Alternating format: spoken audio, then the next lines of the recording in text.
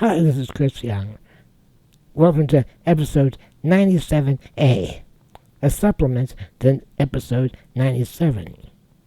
This is a video of an encounter I had with Catholic theologian Dr. Ernie Collamati, as we discussed how to deal with our conscience when it differs from the official teaching of the Catholic Church.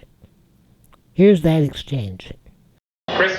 You've partially answered my question, which is if we have not only the right but the responsibility to follow our conscience, even if it is in conflict with the teaching documents, and if the church is a church that changes, which was a concept that we talked about last week, how do we participate in that change? How do we rightly and appropriately express our dissent? Do we have to wait for our son to become pope before our great-granddaughter can become priest? Or what kind of time frames are we talking about? Do a lot of people have to die before we get the kinds of things that all of us sitting here know to be true? Chris, I sometimes think from knowing you, you ought to be here. Bingo! And I ought to be here. You may be here at Monday night's RCIA.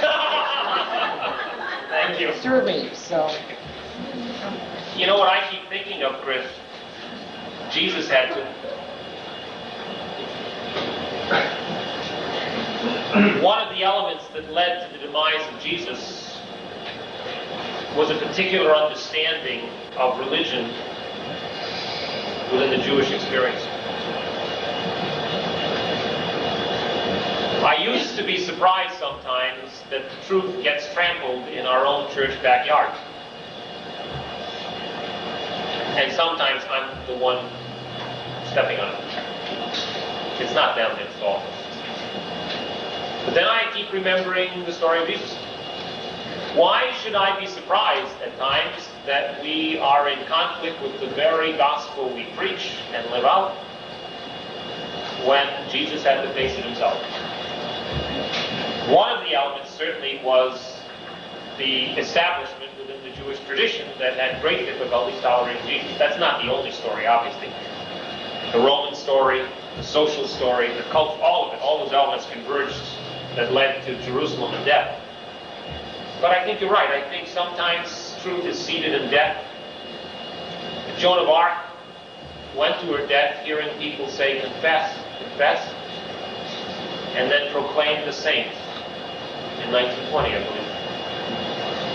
You know, Bernard Herring, the moral theologian, the Redemptorist, now quite elderly, once told us at Providence College, do not worry too much about the excommunicated. Many of our saints come from their ranks. Now that wasn't to remove the pain, but it's simply say what? Sometimes publicly what? We don't recognize the truth until they're dead. And even then, the Archbishop of Paris condemned some propositions of Thomas Aquinas, who in the late 19th century was proclaimed the tutor of all theologians in the Roman faith. Why? But see, why are we shocked? When the Gospels tell us of the messiness of the disciples themselves, right? Peter says, I'm with you. And minutes later, scene 2, who? Do you see, that's our story. You know why it's our story? Because it's my story.